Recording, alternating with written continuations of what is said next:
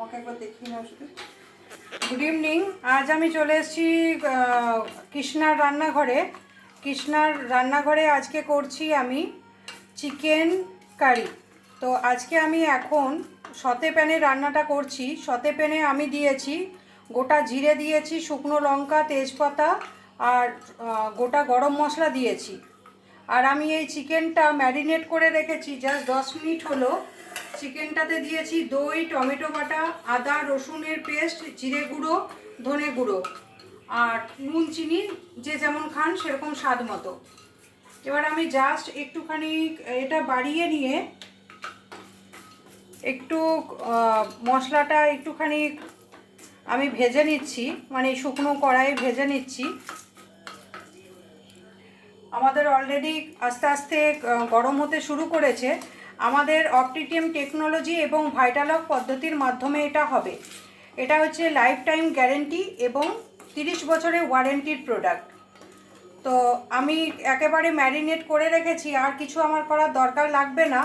এরপর আমি চিকেনটাকে দিয়ে দেব। শুকনো একটা গন্ধ উঠে গেছে, হ্যাঁ এটা গরম প্রায় হয়েই গেছে।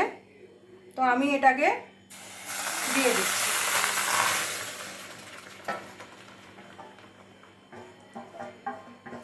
আমাদের এই যে বাসনের বিশেষত্ব হচ্ছে আমাদের নিউট্রিশনটা বোঝাই থাকে। আর আমাদের তেল ছাড়া রান্না এই কারণে আমরা করি যে তেল আমাদের কিছু কিন্তু কোনো কাজে লাগে না, শুধুমাত্র ভিসারেল ফ্যাটটাকে বাড়ায়। এই যে সবেরই কিন্তু একটা তেল থাকে, চিকেনেরও যেমন একটা তেল আছে, এখানে নিজের থেকেই হবে। একেবারে তেল ছাড়া রান্না খেয়ে আজকে কৃষ্ণা বলবে যে তেল আমাদের কোনো কাজে লাগে কি লাগে না।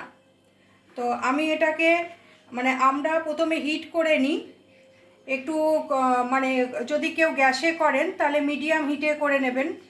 তারপর আমরা একেবারে লো হিটে রান্নাটা করে নিয়ে 10 মিনিটের মধ্যেই আমাদের কিন্তু চিকেনটা রেডি হয়ে যাবে।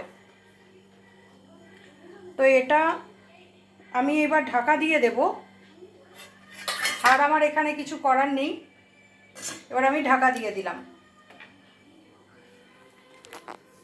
এটা মাঝেরটা দুটো